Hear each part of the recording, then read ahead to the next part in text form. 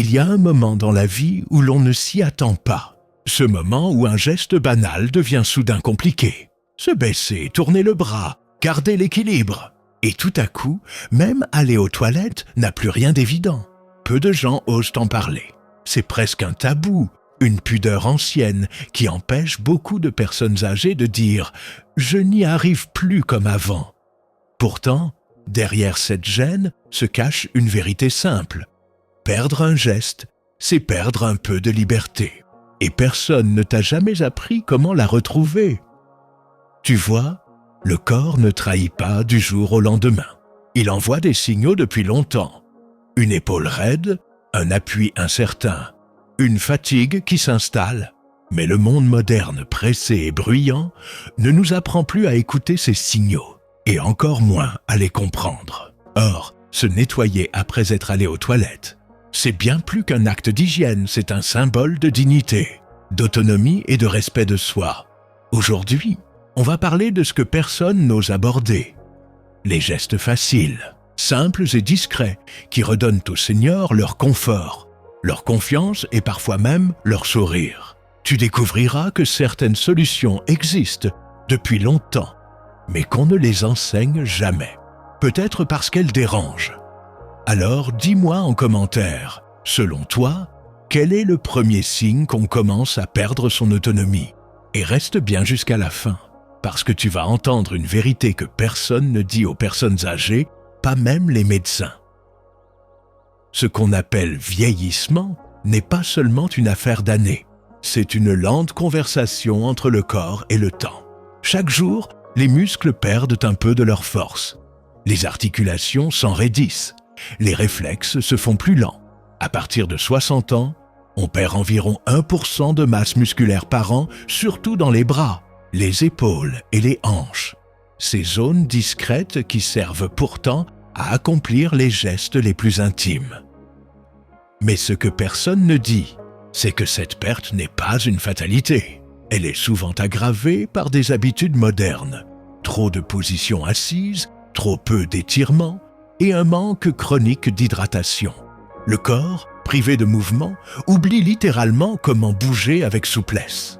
Et quand vient le moment de se pencher, de tourner ou de tendre le bras, ce simple mouvement devient une épreuve. La médecine, dans son obsession pour la performance et la guérison, a longtemps négligé ces gestes du quotidien. Elle soigne la maladie, mais pas la lente érosion de l'autonomie.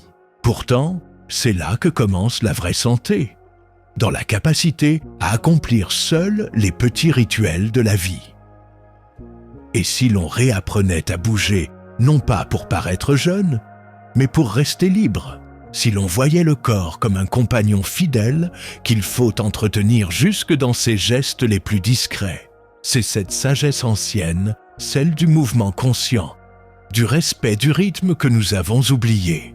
Et c'est elle que nous allons redécouvrir ensemble.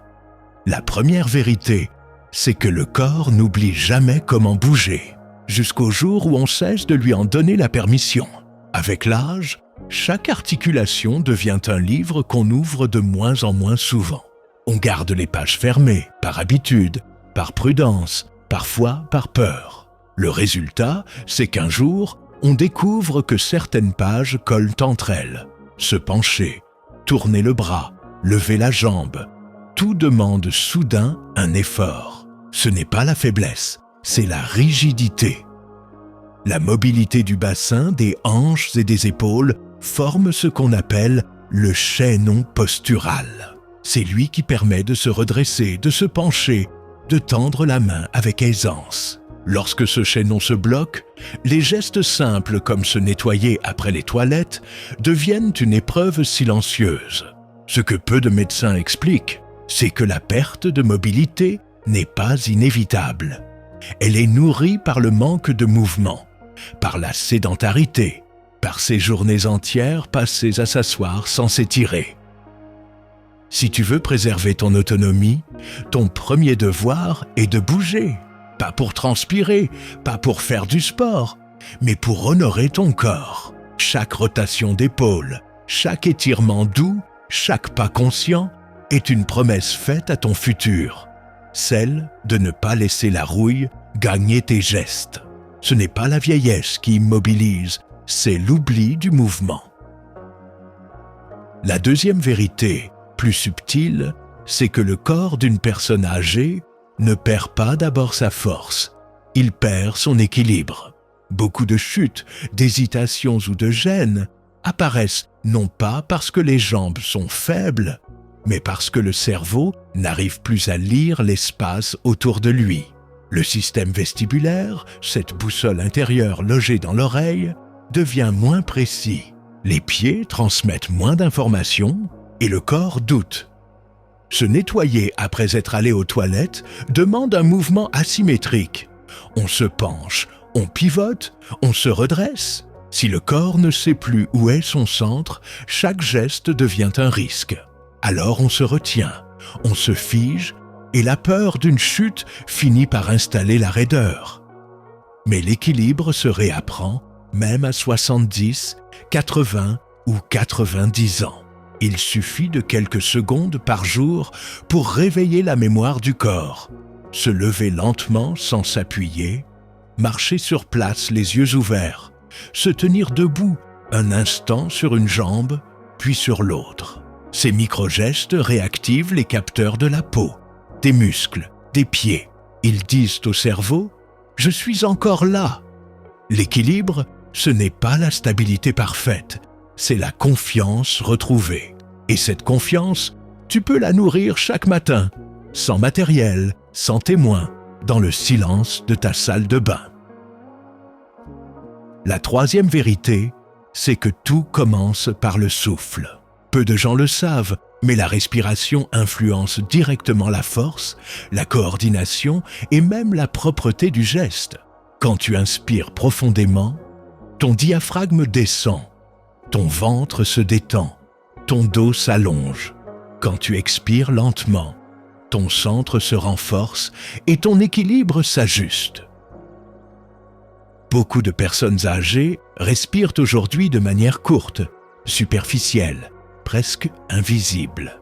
Le stress, la fatigue et la peur du déséquilibre contractent la poitrine et ferment le corps sur lui-même. Or, un corps qui respire mal bouge mal. Il tremble, il s'épuise plus vite, il perd sa précision. Essaie simplement ceci. Avant de te pencher, inspire lentement par le nez, sens ton dos s'allonger, ton centre s'ouvrir. Puis, en te redressant, expire doucement par la bouche. Ce petit cycle d'air calme le système nerveux, stabilise les appuis et rend le geste plus fluide. Ce n'est pas une technique de relaxation, c'est un acte de lucidité. Le souffle, c'est la frontière entre la volonté et le relâchement. Quand tu respires consciemment, tu redonnes à ton corps la permission de bouger sans peur. Et dans ce simple échange d'air, tu retrouves ce que tant de gens oublient, la paix dans le mouvement. La quatrième vérité, c'est qu'il n'y a aucune honte à céder.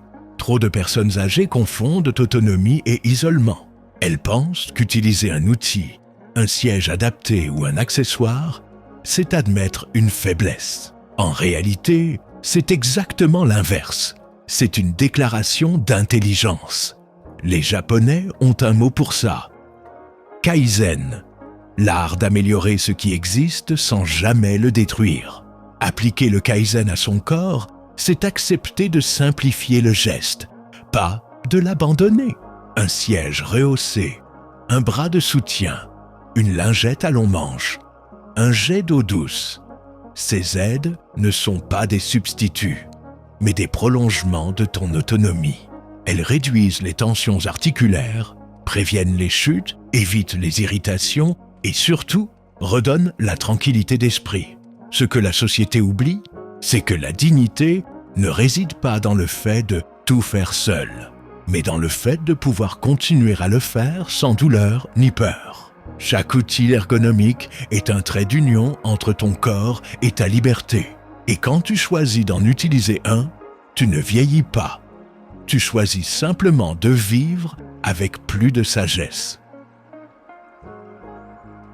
La cinquième vérité, souvent ignorée même des médecins, c'est que la peau possède sa propre intelligence. Elle respire, elle protège, elle régule, elle abrite des milliards de micro-organismes bienveillants, ce qu'on appelle le microbiote cutané.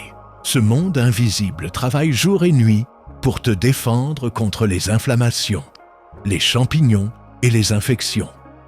Mais avec l'âge, la peau s'amincit, se déshydrate et devient plus fragile. Un savon trop agressif, une eau trop chaude, une lingette parfumée peuvent détruire cet équilibre en quelques jours. Beaucoup de personnes âgées pensent propreté comme désinfection, alors qu'il s'agit avant tout d'harmonie. L'eau tiède, un savon doux au pH neutre, un séchage délicat avec une serviette propre. Ces gestes simples permettent à la peau de se régénérer. Et si tu veux aller plus loin, hydrate-la ensuite avec une huile végétale légère, comme l'amande douce ou le jojoba. Le résultat n'est pas seulement esthétique, c'est une manière de rendre au corps sa mémoire, sa douceur et sa vitalité. Souviens-toi, bien se nettoyer, ce n'est pas laver son corps, c'est lui rappeler qu'il est vivant. La 6e vérité, plus profonde, touche à l'esprit. Ce n'est pas toujours le corps qui refuse le mouvement, mais la peur de tomber, la peur de ne plus y arriver, la peur de dépendre. Ces peurs, invisibles mais puissantes, paralysent plus sûrement qu'une douleur. Le cerveau, quand il anticipe la peur, contracte les muscles. Il ferme le geste avant même qu'il ne commence. Et chaque tentative échouée devient une preuve que l'on ne peut plus. C'est un piège redoutable. Pour le briser, il faut rééduquer la confiance, pas seulement le corps. Prends quelques secondes avant chaque geste. Respire. Visualise le mouvement dans ton esprit avant de le faire. Vois-le comme une boucle fluide, naturelle, facile. Le cerveau ne distingue pas l'imaginaire du réel. Il apprend des deux. À force de visualiser, le geste se déverrouille. Et surtout, sois doux avec toi-même. Ne maudis pas ton corps quand il tremble. Remercie-le pour tout ce qu'il fait encore. La gratitude, même silencieuse, change la chimie du cerveau. Elle active les zones de calme, de coordination, d'équilibre. Ce n'est pas de la psychologie douce, c'est de la neuroplasticité. Et elle continue jusqu'au dernier jour de la vie. Enfin, la 7e vérité, la plus belle, c'est que chaque geste d'hygiène peut devenir un rituel de présence à soi. Quand tu prends le temps de te nettoyer avec attention, sans précipitation, sans honte, tu fais plus que t'entretenir. Tu te respectes. Dans ce moment discret, tu affirmes que ton corps mérite encore soin et douceur, même s'il est marqué par le temps. Il y a une forme de spiritualité dans ces gestes quotidiens. Se laver, se sécher, s'hydrater, c'est se rappeler que l'on existe. C'est dire au corps « Je ne t'abandonne pas ». Et ce message, répété chaque jour, devient une force immense. Beaucoup de personnes âgées pensent qu'elles n'ont plus besoin de tout ça, qu'il est trop tard pour changer. Mais il n'est jamais trop tard pour reprendre contact avec soi. Il suffit d'un geste fait lentement, consciemment pour rétablir le lien. Vieillir, ce n'est pas se retirer du monde, c'est apprendre à le toucher autrement. Et chaque fois que tu prends soin de toi, même après les toilettes, tu t'accordes le droit d'être encore vivant, encore digne, encore toi. On a longtemps cru que l'intestin n'était qu'un simple tuyau chargé d'évacuer les déchets. En réalité, il s'agit d'un second cerveau, un organe qui pense, ressent et influence. À l'intérieur de ton ventre vit une population immense, près de 100 000 milliards de bactéries. Elles produisent des hormones, des neurotransmetteurs et des signaux qui voyagent jusqu'au cerveau. C'est pourquoi quand ton ventre va bien, ton esprit est clair. Et quand il se dérègle, tout devient plus confus. Chez la personne âgée, ce lien devient vital.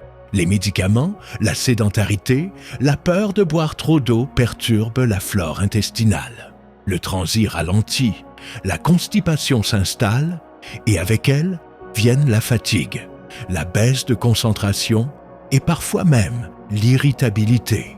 Peu de médecins osent le dire. L'intestin en souffrance peut accentuer la perte d'équilibre, de vigilance et de motricité fine. Pourtant, la solution est simple. Rétablir le dialogue avec ton ventre, c'est rétablir le dialogue avec ta vitalité. Mange des fibres douces, des légumes cuits, un peu de fruits, quelques graines. Bois de l'eau tiède entre les repas. Et surtout, évite les excès de sucre, car ils nourrissent les mauvaises bactéries. Ton ventre est ton premier allié contre le déclin. Traite-le comme tel. Prends-en soin chaque jour, et tu verras, ton esprit se fera plus léger, plus clair, comme si chaque respiration retrouvait de l'espace.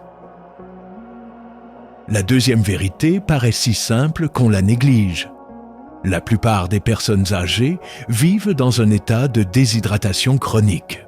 Pas parce qu'elles ne veulent pas boire, mais parce qu'elles n'ont plus soif. Le cerveau, avec l'âge, devient moins sensible aux signaux de soif. Et quand il finit par réagir, il est déjà trop tard. Or, l'eau est bien plus qu'une boisson. C'est le lubrifiant de la vie. Sans elle, les muscles deviennent rigides, les articulations grincent, la peau se craquelle et l'esprit s'embrouille. Une légère déshydratation peut suffire à troubler l'équilibre, ralentir les réflexes et rendre les gestes imprécis. Et dans l'intimité des toilettes, cela se traduit par plus de fatigue, plus d'inconfort, plus d'appréhension. Boire ne veut pas dire se forcer. Cela veut dire s'écouter différemment. Tu peux te réhydrater en petites gorgées, plusieurs fois par jour. L'eau tiède, les soupes, les tisanes, les fruits juteux sont tes alliés. Chaque gorgée d'eau, c'est une gorgée de mobilité. L'eau ne nourrit pas seulement le corps. Elle rend le mouvement fluide, l'esprit disponible, la peau douce. Pense à ton corps comme à un jardin. Un jardin sec se fige, un jardin arrosé reprend vie. Et chaque fois que tu bois, tu offres à ton corps une chance de refleurir. La troisième vérité, c'est que les muscles ne servent pas qu'à bouger.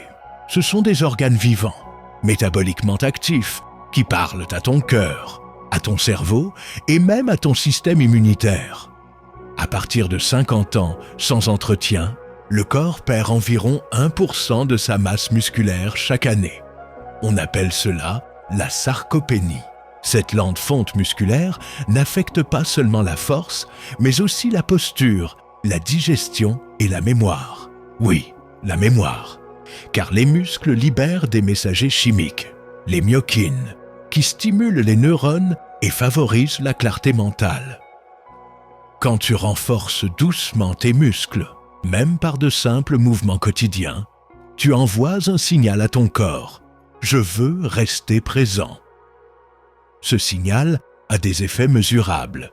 Meilleure circulation, meilleure coordination, moins de douleurs articulaires et surtout une sensation d'énergie retrouvée. Tu n'as pas besoin de soulever des poids. Il te suffit d'entretenir la vie dans tes muscles. Te lever sans t'appuyer, monter 2 marches, serrer doucement une balle dans ta main. Chaque effort conscient réactive la communication entre ton corps et ton esprit. Les muscles, c'est ta réserve de jeunesse. Les perdre, c'est s'éloigner de toi-même. Les entretenir, c'est refuser de disparaître lentement. Tant que tu peux bouger, tu es vivant. Et tant que tu veux bouger, tu restes libre. La quatrième vérité est dérangeante. La médecine moderne a fait croire à beaucoup de personnes âgées qu'il était normal de tout perdre avec le temps.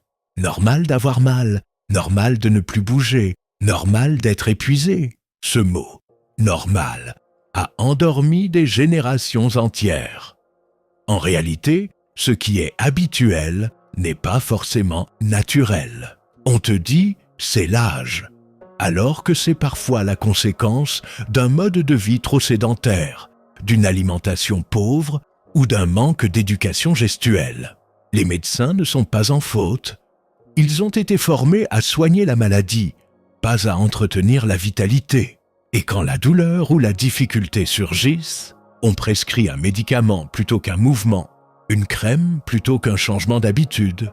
Mais tu n'as pas besoin d'attendre l'autorisation du système pour reprendre le contrôle. Apprends à questionner ce qu'on t'a dit. Observe ton corps, teste, expérimente. Parfois, un étirement quotidien vaut plus qu'une ordonnance. Parfois, une promenade lente vaut plus qu'une pilule pour le moral. Vieillir n'est pas une pathologie, c'est un apprentissage. Et plus tu comprends ton corps, plus tu guéris de cette croyance que tout est fini. Non, tout n'est pas fini. Ce n'est que la médecine du mouvement qui doit renaître. La 5e vérité, c'est que le sommeil est ton réparateur silencieux. Pendant que tu dors, ton corps se reconstruit. Trie les souvenirs, régénère les tissus, renforce la mémoire motrice. C'est la nuit que les muscles assimilent les efforts du jour et que le cerveau réécrit les gestes pour les rendre plus précis. Mais avec l'âge, le sommeil se fragmente. Le stress, la douleur, les réveils nocturnes troublent ce cycle sacré. Peu de gens savent qu'un manque de sommeil chronique réduit la coordination, affaiblit la posture et multiplie les risques de chute. Le corps fatigué se protège en se raidissant, et le matin, tout semble plus lourd. Rétablir un bon sommeil, c'est offrir à ton corps la permission de se réparer. Éteins les écrans tôt, garde ta chambre fraîche, crée un rituel du soir apaisant. Une tisane, une lecture, une respiration lente. Ces gestes simples disent à ton cerveau que la journée peut s'éteindre sans inquiétude. Et surtout, ne te juge pas quand tu dors mal. Le sommeil revient à ceux qui cessent de le surveiller. Laisse la nuit faire son œuvre. Chaque heure de repos de qualité vaut une heure d'énergie retrouvée le matin. Et chaque matin où tu bouges avec fluidité prouve que ton corps a entendu. La 6e vérité est matérielle. Parfois, ce n'est pas ton corps qui est mal fait, c'est ton environnement. Beaucoup de personnes âgées vivent dans des espaces qui entravent leur mouvement. Des chaises trop basses, des toilettes trop étroites, des sols glissants, des portes trop lourdes. Ces petits détails créent une fatigue invisible, une tension constante, une peur du geste. Adapter son espace de vie, ce n'est pas un luxe, c'est une forme de médecine. Une barre d'appui bien placée, une lumière douce la nuit, un siège rehaussé, un sol dégagé. Chaque amélioration transforme la façon dont ton corps bouge. Et quand ton corps n'a plus peur de ton environnement, il retrouve son assurance naturelle. L'habitat, c'est une extension du corps. Quand il est trop contraint, tu t'y sens prisonnier. Quand il s'harmonise avec toi, il te redonne de la liberté. Observe ton quotidien. Quelles sont les zones où tu hésites, où tu te crispes? Ces lieux te parlent. Ils te montrent ce qui doit changer pour que tu te sentes à nouveau maître de ton espace. Et donc, de toi-même, la 7e vérité, la plus profonde, c'est que le vieillissement commence dans le regard que l'on porte sur soi. Si tu crois que ton corps est vieux, il se comportera comme tel. Si tu lui parles comme à un être fatigué, il se soumettra à cette image. Le cerveau, lui, ne fait pas la différence entre ce qu'il imagine et ce qu'il vit. Il se conforme à ton discours intérieur. Les neurosciences l'ont prouvé. La représentation mentale du corps influence directement la posture, la démarche, la coordination. Quand tu penses « je suis raide », tu actives les circuits de la raideur. Quand tu penses « je peux bouger », tu réveilles ceux de la souplesse. Ce n'est pas de la magie, c'est de la biologie. Regarde-toi avec bienveillance, non pas comme quelqu'un qui vieillit, mais comme quelqu'un qui continue de vivre. Chaque ride, chaque tremblement, chaque effort est une preuve de présence, pas une défaite. Le corps répond à l'amour comme la plante répond à la lumière. Il s'ouvre. Et si tu veux retrouver de la vitalité, commence par te voir différemment. Dis-toi chaque matin, « Je suis encore capable ». Ce simple mot, répété avec sincérité, agit comme un médicament invisible. Il redonne du tonus, du souffle, du courage. Et c'est peut-être cela le secret le plus oublié du vieillissement. Le corps croit ce que l'esprit lui murmure. Vieillir n'est pas une défaite, c'est une discipline. Et comme toute discipline, elle s'apprend dans les petits gestes. Ce que tu vas découvrir maintenant, ce ne sont pas des conseils qu'on donne dans les hôpitaux, ni des méthodes à la mode. Ce sont des gestes de sagesse, simples et puissants, qui redonnent au corps son intelligence naturelle. Des gestes que tu peux faire chez toi, dans le silence, sans témoin. Des gestes qui te reconnectent à ta dignité. Le premier geste, réveiller le corps avant de le juger, avant de penser à te renforcer ou à t'étirer, commence par réveiller ton corps. Chaque matin, assieds-toi au bord du lit, pose les pieds à plat au sol et sens leur contact. Inspire profondément, laisse l'air descendre dans ton ventre, puis relâche tout. Ce simple moment d'écoute envoie un message à ton cerveau. Je suis vivant, je suis présent. Ensuite, tourne lentement les épaules, bouge la tête, étire les bras. N'essaie pas de faire bien, fais vrai. Ces petits mouvements réveillent la circulation, lubrifient les articulations, ouvrent la cage thoracique. En 3 minutes, ton corps s'ancre dans la journée. C'est le premier pas vers une autonomie apaisée. Le deuxième geste, hydrater avant d'agir. La plupart des difficultés physiques, même les plus banales, sont aggravées par la déshydratation. Avant de commencer ta toilette, bois un grand verre d'eau tiède. L'eau réveille les reins, nettoie les cellules, lubrifie les tissus. Elle prépare ton corps au mouvement. Si tu as du mal à boire régulièrement, transforme cela en rituel. Garde une tasse à portée de main ou une bouteille dédiée à ton espace personnel. Chaque gorgée n'est pas une obligation, c'est une offrande. Tu ne bois pas ton eau, tu la donnes à ton corps. Et chaque jour, il te la rendra en énergie, en souplesse et en clarté d'esprit. Le troisième geste, apprivoiser le souffle. Avant de te pencher, avant de te relever, respire. La respiration consciente est un outil de stabilité et de sécurité. Inspire lentement par le nez, sens ton ventre s'arrondir, puis expire doucement par la bouche en imaginant que ton corps se relâche dans le mouvement. Ce rythme apaise le système nerveux, diminue la peur de tomber et redonne confiance. C'est aussi une façon d'entrer en amitié avec ton corps. Tu ne lui donnes pas des ordres, tu l'écoutes. En associant le souffle au geste, tu fais de chaque mouvement un acte de pleine conscience.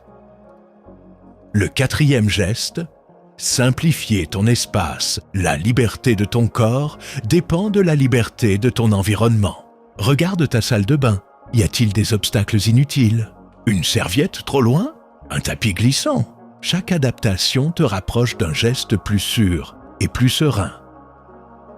Ajoute une barre d'appui si besoin. Rehausse ton siège de toilette. Garde toujours un éclairage doux la nuit. Ces ajustements n'ont rien d'humiliant. Ils sont le prolongement de ton intelligence. Un corps confiant est un corps qui se sent en sécurité dans son lieu de vie. Et quand tu n'as plus peur de ton espace, tu retrouves naturellement ta fluidité. Le cinquième geste, préserver ta peau comme on garde un souvenir ta peau, est ta mémoire la plus ancienne. Elle se souvient de tout.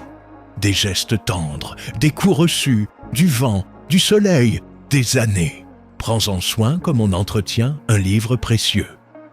Utilise des savons doux, évite l'eau trop chaude, sèche-toi sans frotter, puis masse délicatement ta peau avec une huile végétale simple. Ce contact nourrit le corps et l'esprit.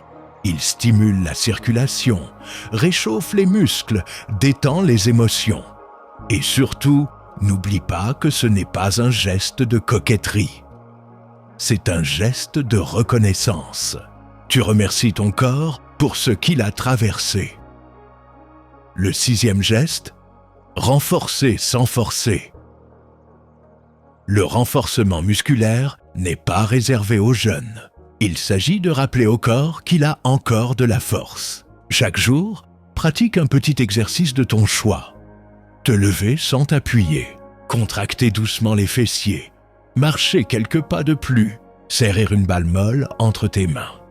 Le secret, c'est la régularité, pas l'intensité. À ton âge, ce qui compte, ce n'est pas la performance, mais la persévérance. Chaque mouvement dit à ton corps « tu peux encore ». Et plus tu le lui dis, plus il t'écoute. Le 7e geste, nourrir ton ventre, apaiser ton esprit, ton ventre, est un jardin invisible. Pour qu'il reste vivant, nourris-le avec simplicité.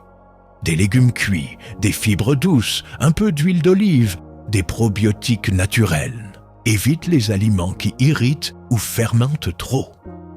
Ce que tu mets dans ton assiette devient l'énergie de tes muscles, la clarté de ton esprit, la fluidité de ton geste. Et si tu veux faire un geste spirituel, mange lentement, dans le silence. Respire entre deux bouchées. Sens que tu nourris la vie, pas seulement la faim. Le 8e geste. Retrouver la confiance dans le miroir chaque matin. Regarde-toi dans le miroir. Pas pour juger, mais pour reconnaître. Regarde ton visage, ton corps, ton regard. Dis-toi simplement « Je suis encore là et je me choisis aujourd'hui ». Ce rituel invisible renforce la relation entre ton esprit et ton corps. Il te prépare à affronter la journée sans honte ni repli. Le corps qui se sent vu se redresse. Le regard qui se respecte devient une force. Vieillir avec dignité commence souvent par un regard réconcilié. Le 9e geste, transformer la toilette en moment sacré. Chaque passage aux toilettes peut devenir un moment de soin, pas de gêne. Approche-le sans précipitation. Respire, prépare-toi, accorde-toi le droit de faire lentement. Utilise les outils qui te facilitent la vie. Siège adapté, lingette ergonomique, jet d'eau douce, comme des alliés. Pas des béquilles. Quand tu termines, prends une seconde pour ressentir ton corps propre, détendu, libéré. Dis-toi intérieurement « Je suis bien, je suis libre ». Ce simple moment de conscience transforme une nécessité en rituel de respect de soi. Et plus tu le pratiques, plus tu ressens de gratitude pour ton corps, même dans sa fragilité. Le 10e geste, remercier la journée avant de la quitter le soir. Avant de dormir, revis les gestes de ta journée. Pas pour juger, mais pour remercier. Remercie ton corps pour t'avoir accompagné, pour avoir marché, respiré, tenu debout. Même s'il t'a semblé lourd ou lent, remercie-le d'avoir fait de son mieux. La gratitude est un baume pour le système nerveux. Elle apaise les tensions, prépare le sommeil et crée dans le cerveau un espace de calme et de guérison. C'est une forme de prière silencieuse, pas religieuse, mais humaine. Et chaque fois que tu remercies ton corps, tu lui rappelles qu'il est encore ton ami. Ces 10 gestes ne sont pas des consignes, ce sont des invitations. Tu n'as pas besoin de tous les appliquer à la fois. Choisis-en un, pratique-le chaque jour jusqu'à ce qu'il devienne naturel, puis ajoutant un autre. Le secret de la longévité n'est pas dans la jeunesse éternelle, mais dans la présence. Être présent à son souffle, à son espace, à sa peau, à ses limites, c'est redevenir vivant. Et dans ce vivant-là, il n'y a plus de honte, plus de peur, seulement la paix tranquille de celui qui sait qu'il fait encore partie du monde. Vieillir, ce n'est pas s'éteindre, c'est se concentrer. C'est apprendre à ne plus courir après ce qui s'éloigne, mais à revenir vers ce qui reste. Et ce qui reste, c'est toujours le corps. Ce corps qui t'a porté, qui a travaillé, aimé, chuté, relevé, ri, tremblé. Ce corps que tu as parfois oublié, parfois jugé, mais qui t'a toujours attendu. Tu viens d'entendre qu'il n'y a pas de fatalité, seulement des habitudes à transformer. Le mouvement perdu peut se retrouver. L'équilibre peut se réapprendre. Le souffle, l'eau, le sommeil, la tendresse envers soi-même. Tout cela n'appartient pas à la jeunesse, mais à la vie elle-même. Et tant que la vie circule, tout peut encore s'améliorer. Le plus grand secret, c'est que l'autonomie n'est pas une question d'âge, c'est une question de regard. Quand tu regardes ton corps comme un vieil ami, tu trouves les gestes justes. Quand tu l'écoutes, il t'apprend à bouger avec sagesse. Quand tu le remercies, il se détend, il se remet à respirer, à aimer, à servir. Alors, promets-toi une chose, ne laisse personne décider pour toi quand ton corps aura assez vécu. Tant que tu veux marcher, te laver, respirer, rire ou simplement sentir le vent sur ton visage, tu es vivant. Et tant que tu es vivant, tu peux encore apprendre, encore guérir, encore transmettre. Si cette vidéo t'a parlé, prends un instant pour la partager avec quelqu'un que tu aimes. Peut-être qu'il n'osera pas dire qu'il en avait besoin, mais ton geste l'aidera. Laisse-moi un commentaire. Dis-moi quel geste parmi tous ceux que nous avons évoqués tu veux commencer dès aujourd'hui. C'est en l'écrivant que tu feras le premier pas. Et surtout, abonne-toi si tu veux continuer à découvrir ces vérités que la modernité oublie. Celles qui relient le corps à l'esprit, la science à la sagesse et l'âge à la lucidité. Ici, nous apprenons ensemble à ne pas seulement vivre plus longtemps, mais à vivre mieux, plus conscient, plus libre, plus digne. Alors, je te laisse avec une question. Et toi, à ton âge, quelle est la seule chose que tu refuses de sacrifier? Pense-y ce soir quand tu poseras ta main sur ton cœur avant de t'endormir. Parce que tant que tu sens ce battement sous ta paume, c'est que la vie, elle, n'a pas fini de t'écouter.